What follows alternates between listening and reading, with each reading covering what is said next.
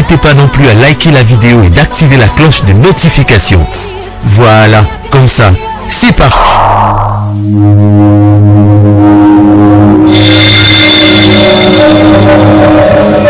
La voix des peuples, oh, la voix des peuples, oh, c'est bien, oh.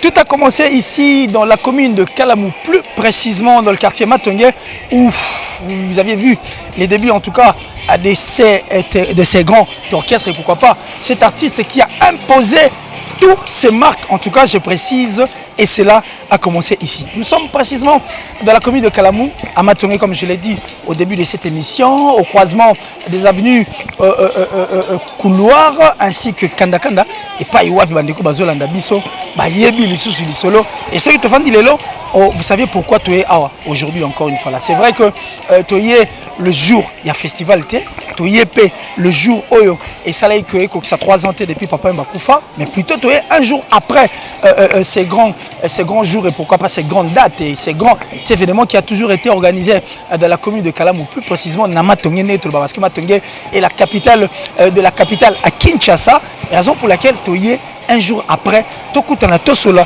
tu es si réellement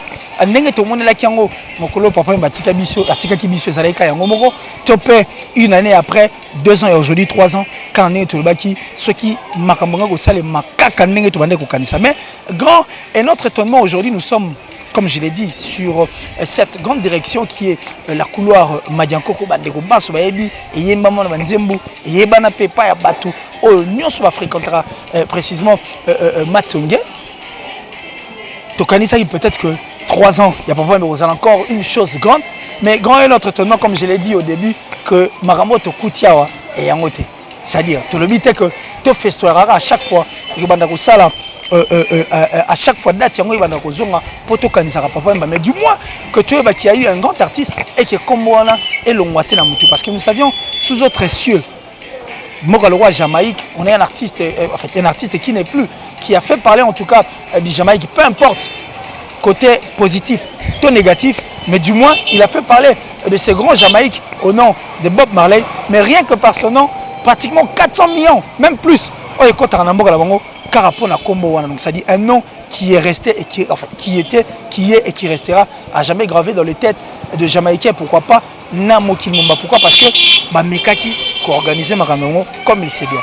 Mais ici, en République du Congo, ce que nous remarquons, généralement, c'est Moutakoufia à la fête parce que nous aimons plus les morts que les vivants. Alors, quand une personne meurt, tu comme il le roi à moi en fête, mon robot. Alors, après fête, tu bosses ça carrément grandeur, il y a moto yango. Et puis au moins on a une année Batubaye, deuxième année Zara Mojar, troisième année au moins Batbabo Sani.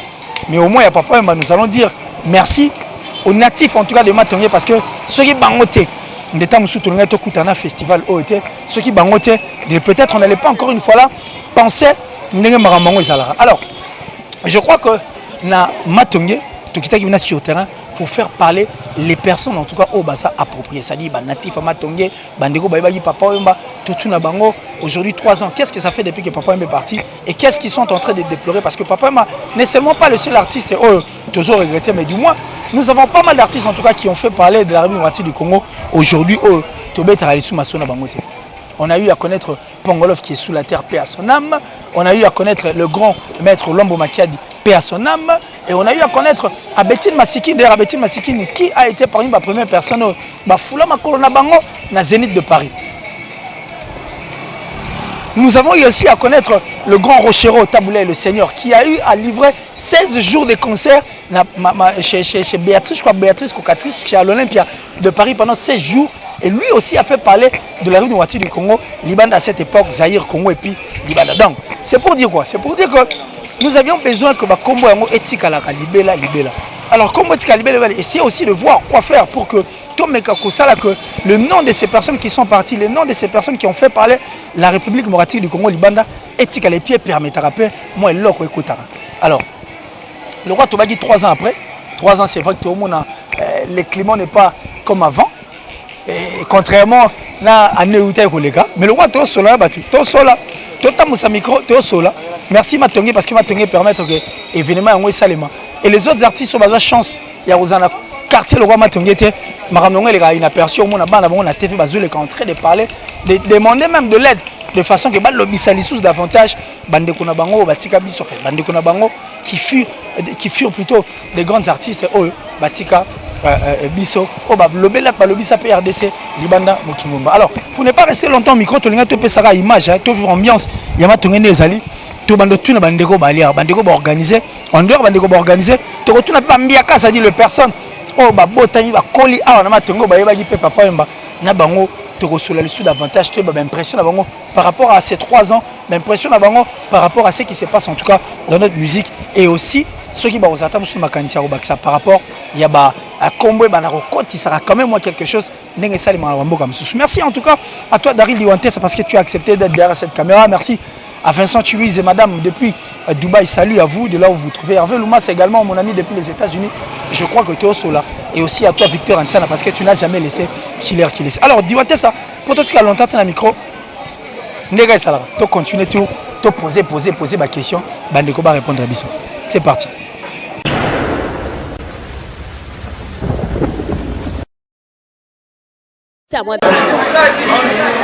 Attends, tu sais pas le ming, que là comme on a mère Adolo French. Ouais. Au moins ma papa toloba kaka parce que toi reconnaissant na. Ouais. Tu es bana kité mutabini sangai donc na pire petite naï. Avant que les potos so banaï mouvement na ndé via que poto que développer makambo.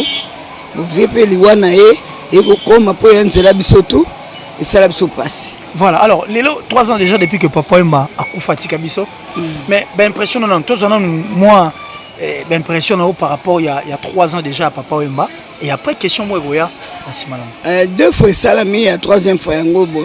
Écoutez il m'a remballé Lutumba, on surtout on a le pourtant Wemba koufi, Lutumba longa et poto ayaki hein. Nous sommes au pays ça il se passe trop bien. Ce qui vraiment papa alaki ngamba Lutumba oyo ngoza maopo balinga ba partager malheur en haut donc ngamba Lutumba ça se passe que son âme repose en paix donc vieux makamone comme au salon do ba mbali ba comme na date moko ya avril to bani ko ba ke suko ba mbali to ba ke tout sengela ba ba messe ba kufi moment moko donc ça passe.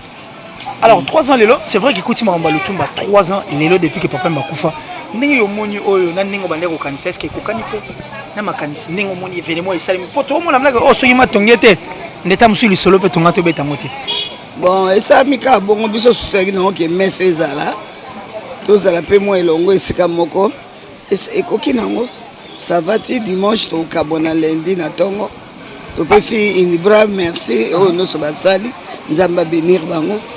Donc, alors, est-ce que net comme ça, comme artiste, moi par exemple, j'ai Bob Marley, Bob Marley, Michael Jackson, oui, bah comment on a est-ce que pas l'habitude, ce n'est pas le cas. Et n'est autre que ceux qui m'ont tenu n'étant sous tombé t'appelle sur la papa et c'est comme ça que les mbakali comme papa et mbate tout le monde a regardé n'est pas bon peut batambo kala kuna basala kapona batuna bango biso pe ya doter mais la ngo kaka chaque année zala auto n'aurait pas ébé ko solo. Voilà, alors maintenant on a peut-être un message dans Mandeko Baotalo et puis tant monsieur collègue a petit na gouvernement mais yo kanisara car pour na papa mbate mais pour les autres artistes bah ça la ngo ndenge de façon que chaque année bah date tout artiste va kufa etikala. Biso to tia poa côté kuna ya pe ba musu tamba yebi ke wana mutu na bango ba ko sala mais biso to lembaka ete to banda bana bana na racine tina mutu poto yeba ki ayeba ko sola okunda bato amema plus de 100 personnes na poto reconnaissance wana il était bon ayeba ki ko sunga ya ba garçon belo monana na église bazoya ti poto bazo sala amema bango ebele ata yo moko tamson de on a comme ça 7000 était il y a combien de 2000 na 2500 ba 3000 vraiment nzamba pambolé sekali. Merci. Alors un dernier message peut-être moi dédicace to que moi mbote tamuso ba otalo dernier message. On a pesi bino sombote tozo continuer makamneti lundi ndé tozo kabwana vraiment je n'ai rien à dire c'est mon vieux. Merci beaucoup. Merci beaucoup. Alors c'était là maman Adolo French nous avons l'occasion de donner et puis parce que l'artiste est en moto à immortaliser. Alors tout ça quand on a matonné en plein couloir. Alors nous allons encore une fois là chercher d'autres personnes au P Baza yebi makambango to sona bango. Alors diante ça obi que tous les gars to continuer makambango ne salima.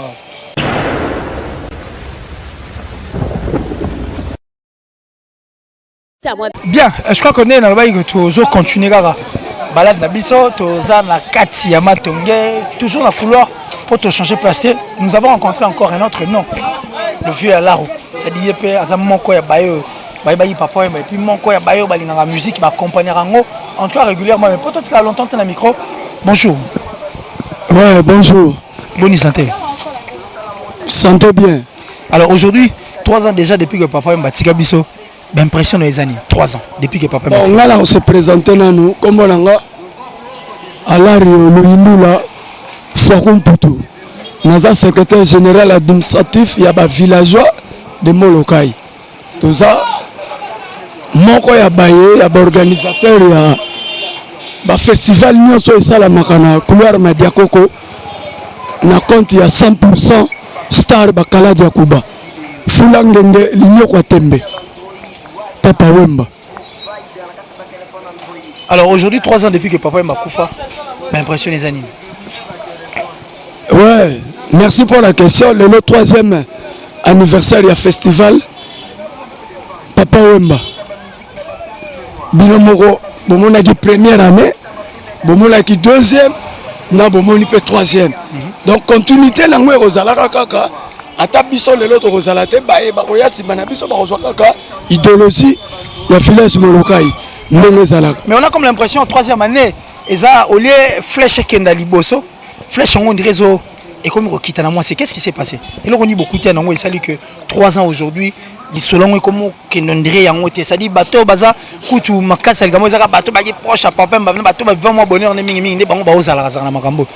En tout cas merci beaucoup par rapport na koloba boye oyebi ke tokutani na ba problème ebele parce que ba bibembe ya ba artiste munene à part Papa Wemba pe bakufi neti na koloba ke son âme repose en paix Velanga Simaro. C'est un grand artiste. Alors organisation na biso écoutez na matanga wana et permettre bisoter to évoluer par rapport à l'année passée. C'est-à-dire que à part Vieux Simaro, tous sur un artiste mususu a pu mettre liolo. Oh bah yebite nga na zo expliquer bango yango moni pesi mua muke décadence té moi difficulté par rapport à organisation à festival Papa Wemba. Alors, donc, ouais. C'est ça. Alors, organisation, oh, que festival Papa Wemba. J'ai comme l'impression que ça, les macaques, d'abord, primo, Matongé et Yana Simanango. Parce que Nasimanango, Papa Wemba était un artiste, c'est vrai, il est arrivé dans l'artiste du Congo, mais on dirait plus Matongé. Donc, si Matongé peut aller, des tours, taper le solo au Papa Wemba, l'auto festival. Vraiment, merci pour la question. Et ça, les gars, mon quartier. On y vient à Bisso, beaucoup, nous sommes Foulangenge. L'Union Kwatembe, azalaki bien na quartier. Azako solo la na ba mère bien, azako solo la na ba petit na ye bien, azako solo la pe na ba massa na ye bien. Alors après liwana ye tolo ba non. Attaque Michael d'Afrique. Grand prêtre ya ba prêtre. Tokoyi ko lekisaka. Journée na ye. Bongote photo randaka toujours hommage. Hommage wana échanger et comme une fête. Ma petite soeur, netto à boire encore. Ma fille à l'isolo. Ma petit bibero. Biso mona ba villageois toloba ikeno. Ole to fête rango na journée moko meto comme ça un festival. Bio moko zo mona ba stand yali. Batu baza ko lia, baza ko mela. Na yebite artiste mususu après beaucoup. Ce que nous avons limité. Vous allez dans mon quartier, nous allons cité d'ambiance, cité touristique. Voilà, alors merci beaucoup pour la réponse. Mais je crois que tant qu'on cité d'ambiance, cité touristique, mais tant que tu as la culture, c'est-à-dire la musique, Papa Wemba était un artiste, musicien. C'est vrai, natif, il y a Awa ou je ne sais moi, ou soit il y a parti, il y a orchestre Nebotami Awa, c'est vrai. Matongi a Pessango, Valère a Pessango. Mais au dit que Papa Wemba non seulement artiste à Matongi, il a repris le martyr du Congo. Tout à l'heure, où tu vas d'ailleurs, le Michael Jackson d'Afrique, voilà. Qui est Papa Wemba, c'est-à-dire un artiste qui fait parler son pays. Mais est-ce que pour ces artistes, on va chanter aux quartier locaux là, Matongi, sort dans aux Alanini, pour ne bamboka mosusu omona artiste mo akufa mais kombo ezokotisa mbongo ebele mpo ni te mpe koma mpe awa ke olie esalemaka mpona papa ema na matonge mais eza eloko moko boye boinitie yango epermetaka ke bakombo ya bagrand artiste oyo baosala fierté ya mboka na biso ebungaka te. Merci pour la question. Na ota oloba no tout à l'heure. Eza likambo ya quartier. Quartier na quartier faut et revaloriser artiste na bango. Ndenge biso tozo revaloriser dimension très élevée. Il y a 100% star bakaladi ya kuba Papa Wemba. Pour bino moko bo comprendre que vie akufate azana biso. Balobi artiste meurt mais ba œuvre na ye etikalaka. Na se comprendre. Vraiment. Alors donc ça dit parmi ba piste ya solution yo lingo pesa ceux qui pe na gouvernement mais na bandeko ba lingo ba komba artiste eli moité et ba non ba quartier na bango. Normalement net biso à part village local oye moko baptisé comme chef coutumier biso to ba villageois na kati ya village local et puis to sali fondation Papa Wemba ezali coordonné na mwana na ye Poitiers Chungu Wemba Dio azaka na Paris mais la structure na organisation ezali awo donc c'est ça. Merci beaucoup Alvario Alario le Forum Poutou. Forum Poutou. Le Forum Poutou pas Forum Poutou mais Forum qui non pour l'instant.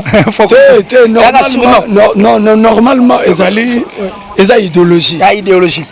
Biso to pesipe guna ba petit muso sur lelo bana ba Paris, bana ba Londres, bana ba Suisse, bana ba Allemagne, bazwa idéologie, bazwa goût ya poto à partir nanga vient na bango élégant toujours propre boyebi idéologie vient musée Papa Wemba.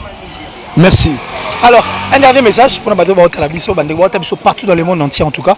Nengo solaboy partout dans le monde entier. Tu n'as pas Papouasie, la carte ba la biso. Ça dit dernier message et puis moi liloba par rapport il y a événement. Bon événement ils a dansé tam suyo zomona ke esimbité mais il fallait ça la lobby le soir au monde au vivre. Courir bébé qui na niveau moko ya danser pour vieux batela ke 3 podium là c'est son kiti boy au monde à podium. Son bimi au monde à podium ou tu au monde à podium. Donc via ta icône. Alors conseil ngana ko pesa que non ba master o balingi ba copier ba yoka sonité idéologie et outil awa. Donc toi qui viens dans le gouvernement toi qui viens dans biso mo ba quartier to ba artiste na biso. Bon apport ya gouvernement et koya à partir ya ba organisation interne ya ba structure na bino. Ceux qui bozali na base vous organiser parce qu'on travaille en collaboration avec la commune de Kalamu.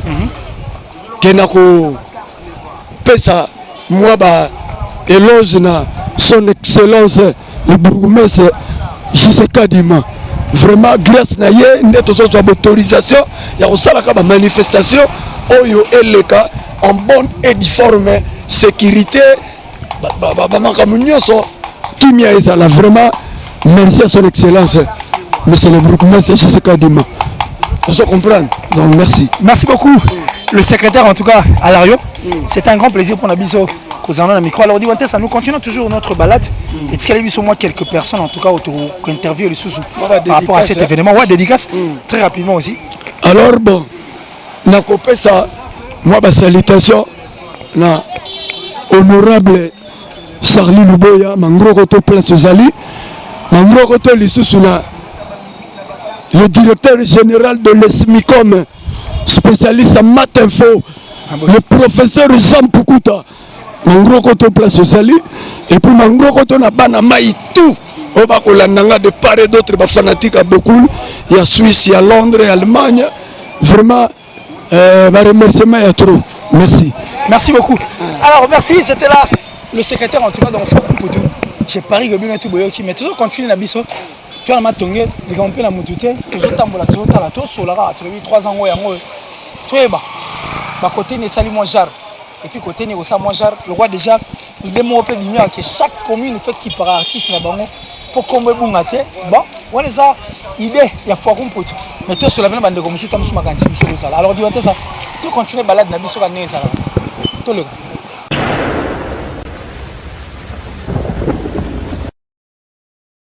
Bien, comme je l'ai dit, nous sommes en plein matonnet, toujours continuer la carte nationale parce que Papa Wemba était plusieurs fois artiste et raison pour laquelle vous allez retrouver pas mal d'artistes en tout cas dans cette affaire de Papa Wemba. Et les autres qui maintenant parce que Bango a la fierté dans Marambo Italie la main dans la République démocratique du Congo. Bango n'est pas besoin avion, Bakenami Kili, Bazongi Kinshasa pour vous dire qu'un sapeur n'est pas un voyou mais plutôt une personne à paix sa sous élégance et à permettre à prendre encore davantage comme étant aussi un mannequin. Papa Wemba de son vivant et être sur la Suna Bango ensemble en tout cas par rapport à ces 3 ans de Papa Wemba. Ouais, merci les grands journalistes. Hein. Plaisir à toi quoi. Alors tout le monde Siko Baby qui peut nous faire partie de la guerrière Ligambo Italie là-bas. Papa Wemba pour nous le Belaroni. Ouais, en tout cas, ça a plaisir à trop. En plus, Namawa. Nous avons stressé, mais nous avons la joie parce que l'artiste ne meurt jamais. Naï pendant Papa Wemba, Aza monument, Aza icône, Yamakambo Italie musique, un grand chanteur de deux. Aza grâce à père, nous avons fouli, sapologue, nous avons valorisé Bilamba, nous avons yembi sap. Au monde il fait beaucoup, à yemba Nyarkos, parce que Bilamba est un molarana musique. Grâce à grand-père Bozi Boziana, à ça dit que Nyarkos, bah Sosena fait beaucoup. À le dernier coup de sifflet. Donc pour nous, nous avons un souvenir belé. On a fait beaucoup. Voilà, alors on va se souvenir de on a fait beaucoup. Je crois que je vais revenir à toi. Le temps aussi. En tout cas, le secrétaire général, ça dit un sapeur marié. Alliance des Awolo. Alors, Lélo, déjà un jour, donc 3 ans et un jour, depuis que Papa Wemba tika biso, yo Papa Wemba souvenir une autre et puis s'il faut le bel Papa Wemba, Lélo non la caméra. Papa Wemba ça n'a ni pour Azaki n'a ni pour Papa Wemba le capitaine de l'équipe qui doda que je salue. Papa Wemba ça une icône le monument. Alors grand prêtre na kati Afrique oyo. Dans le monde là ta Jimmy Weston à chasse boy donc ya wa biloko Papa Wemba. Dans le monde alliance au na maboko. Je pena bisanga petit madogo. Ah yo lingi petit terre Nathalie. Ça la paix au bala ete. Ça la paix au bala ete. C'est roi comment poser ça la raté. Donc vieux pena na ça m'encourageant pena na luka pena là. Tona bala po final ba petit na ngai. Nketo ya ngolo, inzo ya ngolo, voiture ya ngolo, esika ekotaka kama cheke ezanga te. Le vieux pena donc atikela pena ba charge pena ma belé. On a na concentra, si le pena au bala, ba no mona neti ba saper baba voyou, et le pena saper Maria et faire des épreuves d'ange. Voilà. Merci beaucoup alors je crois que ton logo pena de gauche à droite puisque au Sopesi sous Maloba qui doda. Lélo pena 3 ans et 1 jour depuis que Papa Wemba kufa. Nous posons malamment la question et permettre au pose de répondre aux aussi. Alors, 3 ans et 1 jour depuis que Papa Wemba Koufa, tu as dit que Papa Wemba a un grand artiste, un grand nom jusqu'à la preuve du contraire. Mais net au monde événement, ni t'étais ma tongue, ni l'autre bête à l'issue Papa Wemba. Alors, en dehors de ma tongue, 3 ans, première année Zagi, Nengamsous, deuxième année, Nengamsous, et troisième année, Lélo, tu as au monde à l'issue Makamoussous. Alors, nous avons tes impressions par rapport à l'organisation événement à Touro.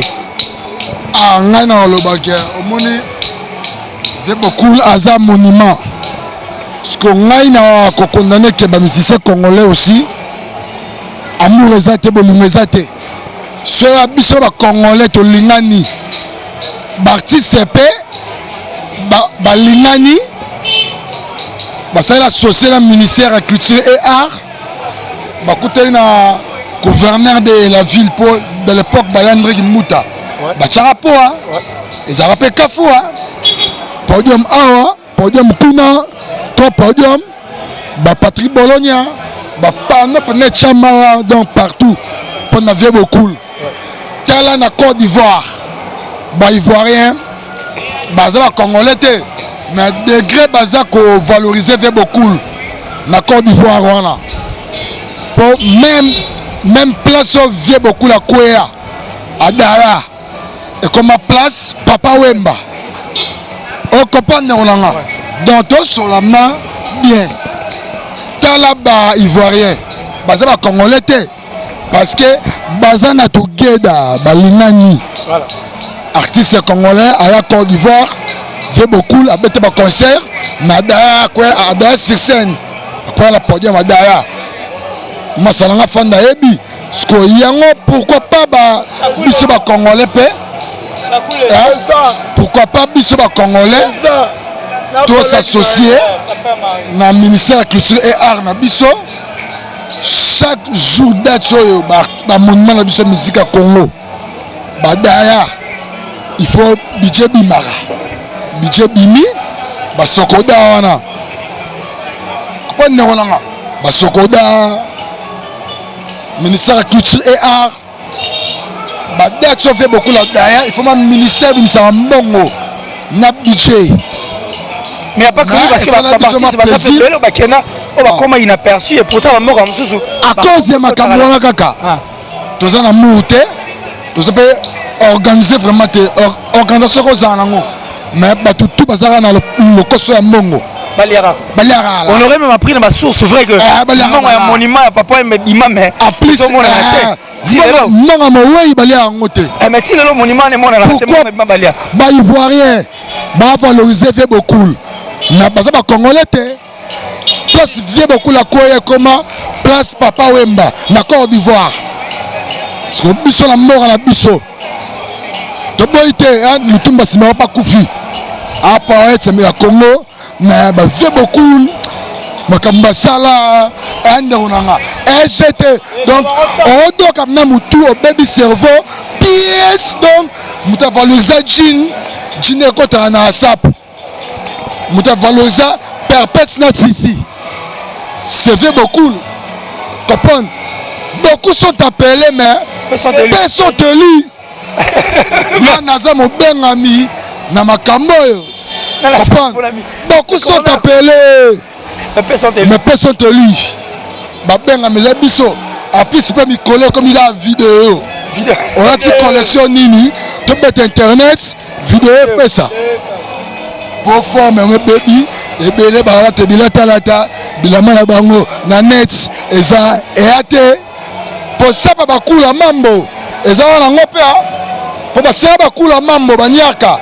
Internet ezalate parce que internet est comment internet c'est ya blouson eza Zara la vite ozongo na suka pote ba Zara blouson Davido anango tanga Davido ala blouson Davido on va revenir à toi ala blouson vraiment on va revenir à toi alors Kido là je crois que par le sapeur marié Modogo donc ça dit nenga Hollande la maman on est tout le ba makambo tout sola que 3 ans depuis que papa m'a kufa les 3 ans et 1 jour et tu as mon maman ça ou moi genre ça dit soit pas tongete ne te coûte on ne parle pas que de lui on parle de tous ces artistes en tout cas ça combo ya mboka eux bazo les gars inaperçu yo za na moi piste c'était au moins likanissimo yo monique ceux qui ba saleli yango et vous permettre que ba combo ya batone ku farate et chaque date n'est qui doit la hauteur voir et comme à date événementiel et permettre un peu moi le kotara imaginez que ba sali par exemple musée Moroboé et puis ouais bilamba papa manaro lata bah tu seras hier avant compte à moi 100 francs et compte ça peut moi l'euro et vous permettre de battre ça là mon peut te y a monument besoin ah bali on a te vérifier te mettre yoki merci pour la question réponse na liboso et c'est un faux changement de mentalité ko banda likolo tina se changement de mentalité dans le fait kota ngoni mboka oyo RDC eza mboka moko eza béni mais bato bazo kumbela mboka oyo bana mauvaise foi entre le bon biso ba saper toi négliger toi uti Brazzaville toi ça l'échange culturel c'est grâce à Papa Wemba mtasala ba idéologie wana nous on pas biso le to bana Hollande Papa Wemba mais na micho souci na ngana luboso est-ce que webi que toi qui na nécropole to moni musicien ta mokote kapete Willy Mondi ayebi makambo yo Mondi kapete Willy Mondi ayebi makambo change à Kalamu papa Gisela Dimaebi bourgmestre donc souci à toi ata artiste moko o musicien so ginani to mona ta musicien moko te tala niveau Papa Wemba ba ivoirien ndeka ndona lobby bazo ko valoriser Papa Wemba mais biso na mboka na biso ata musicien moko a été charge Papa Wemba etikali kaka na famille na ye papa na biso michuri na bana matonge bango ne mutu ba réclamer bande ba Papa Wemba ba uti poto ba kiti bana matonge basangani to leli ti omoni ba podium ba tsango ba 22h si le tenima ba tchede podium mo awa mo liboso na kati et souci après nazo ebisa bino ça la polémique na papa Wemba te bo comparer sur nani wana te na temps où tu comme de mais so bango temps le tu comparer papa Wemba sur nani wana oh événement ka mo papa Wemba da grand poète en monde ngaleki azate na regretter fort que tu pièce papa Wemba bimi gifa papa Wemba bimi na regretter fort na beti ba yoji bo fana beta pièce wana papa Wemba po vient na mituri mutayelinga yango pièce a grand gifa papa Wemba bimi gifa papa Wemba bimi Zomona ba japonais ba sali griffe papa Wemba ba so discipline on na ba maison bientôt griffe on zo bima mengada ba elinga de pièce donc na regretter fort na zo ba namba na bino to sala pena émission bo mona pena 3 pièces ya papa Wemba Kanatai ya papa Wemba Kanatai donc ils ont maman na griffe au sana. Merci, j'espère que to soli vraiment na ba musicien congolais o bino bo sali papa Wemba Mukolo pe bo dae bo za la négliger bo ba engan. Oh ça peut marier mutalo ba ba engan. J'ai beaucoup la prêtre na bino fabo reconnaître 3e anniversaire papa Wemba ta mission mo wa été bo ba engan. Ça frère papa chéri azaki représenter na musiki ningu président Weranson azaki représenter par capitaine Kidoda frère chef de poule azaki représenter par Madeso Abana ngamo ça peut marier na yaki pona papa. Alors, je crois que tu as clôturé Nayo, après tu as clôturé Nakidoda très rapidement. Il y a des sera au Télémina Nini pour faire plaisir à Batuto Baza. Tu as filmé tout le monde pour ça pemeni. Oh ya baba te ya yoji amamoto. Yo moto mona ta ya moto yoji. Omona ça yoji amamoto fabrication Japan. Donc aba ventile la raté. Oh la chasse. Na melima sanga na munoko na makolote. Tika makolo nanga. Na melina munoko na makolote. Tika makolo nanga. Na melina munoko na makolote. Tika makolo nanga oya jime resto na chasse. Oza major way. Major way. Ba ventite major way. Ba sara ba kenzo pesa na kuna don. Merci beaucoup. Alors nous allons clôturer avec le capitaine Kidoda très rapidement. Je crois qu'un dernier message. Hein. Et puis Neto Uto Loba, Siko Makanisina, c'est vrai que yo lobby en tant que sapeur parce que papa mettait plusieurs fois artiste. Alors on a fois nous avons artiste à qui peut sous sapeur. Bah non permettre. Un dernier message avant de commencer la biso et puis on tobi vidéo vidéo. Tu es battu. Il était comment? Il était comment? Bah lobby beaucoup sont appelés. Mais personne te lit. Babengami bazali. Nazana blouson ya Zara. Bien signé Zara. Zara man. Blouson ya Zara. Zara wa? Zara. Ouais, Zara. Blouson ya Zara oyo. Tozala ngai na Davido. Blouson oyo. Et kota ba diamant. Fedelo ko industriel a porté une plainte. Abi non. Ba diamant na ngabungi. Et donc, Mengi te kasala mayas, ba porter na ba plates na grande distance. Que ba diamant et bungi. Donc, Jean Oeza Philippe Plaine. À côté Gillette. Na rolong la Gillette, tout le monde a Kovo. Tout le monde Kovo. Na Gillette. Gina Carbone. Bots Oza André Mackenzie. Ata triple H à Koutana. Ata Baptiste aye akutana. Ata Kimamboza aye na moto ba akutana. Ata John Morrison aye akutana. Donc minya le besoin tête là de la télémi. Je suis valable. Babi match ça bien ça la prudent. Match ça bien ça la prudent. Tala de la beti. Hein? Sili Koti ya ba aveugle. Oh Simbisinga aveugle, oh Simbisinga aveugle, jusqu'à la carte sauté. Sili Koti ba aveugle. Et so betango. Oh Jean Léopard. Le capitaine. Ba mote na bande konanga Paris. Ouais. Au monument la caille personne là c'est bon. Justement on a bientôt clôturé na. Ça fait moi Batou à Batou. Ouais. En Irak de Paris. Père Céleste Nikes Bayaka. Père Céleste Nikes Bayaka. Na pesi ba mote pa ya vena ngai kanta yalala zemi ya bilamba bikutu libumu ya forme na Paris ba vieux pe besoin de défendre Trésor Ngando masala ngai Patrick Meka ombre jaune na Paris Sirikina Diable Vilain Pamani na Paris Moi, si na Bruxelles, Sarah Immaculée. Maman Wivine Moleka. Merci beaucoup les Maman sociale. Merci beaucoup. Alors 2-3 personnes. Wivine Moleka l'impératrice. Merci Mbokani. Océan Diallo. Velanga Nono. Prêtre na nenga jete ya Yuyu Kakaviki. Bafani sa famille Tosta Ombemba. C'est dans l'offre en direct de Djoubek. Mère Nathalie aussi là. Mère n'a pas allé au beauté de Bengana Bangouni. Je pars. Au nom de Nathalie aussi là. Ok, merci. Merci beaucoup. C'était là les sapeurs. J'espère que Bandego Tozu, moi, idée par rapport à ce qui s'est passé 3 ans et 1 jour depuis que papa est parti. On a essayé de parler avec les gens d'ici. On a eu à voir le secrétaire et puis pas mal de personnes, en tout cas, tout seul, davantage. Mais j'espère que ça n'a pas important. C'est aussi une question de Bandego Baotalabis parce que papa Mbalelo, pour les amatongé, mais bateau bazangi matongé. Les artistes, eux, Bakenda Kalo, Batika empreinte, oh balobi ça la république démocratique du Congo, Libanda, Torosa la Nini pour qu'il va comme le Mwetikala. Et puis comme ma place, moi, comme moi va nous permettre que moi, l'or et Kotara, et ça la bien. Nous étions en plein matongé. Je crois que Dari Liwates a merci encore une fois à toi. Merci merci à toi, mon vieux Eva Mori, depuis l'Autriche, en tout cas, vieux Eva Mori en Autriche. Salut de là où tu te trouves, en tout cas, mon vieux. Merci encore une fois là au Dylan Mampouya. Hein, exemple à suivre, le cœur de Ma Rachel, en tout cas. Il y a Bisso, Nega Tozalara, Ma Rachel, Moussolo Nzamba à Fantasy. À toi, mon ami personnel, Hervé Loumassa. N'a pas de retour, en tout cas. Sadio Balingara Killer. J'espère que Maramou, ils ont continué. Mais on va se retrouver très prochainement dans le tout dernier Congolais, en tout cas, au Tika, dans la République démocratique du Congo. Moto Souka. N'est-ce pas, le commandant Aqua Alpha. Sora Linga Bima. On se retrouve très prochainement dans un autre numéro. Mais d'ici là, portez-vous bien. Bye.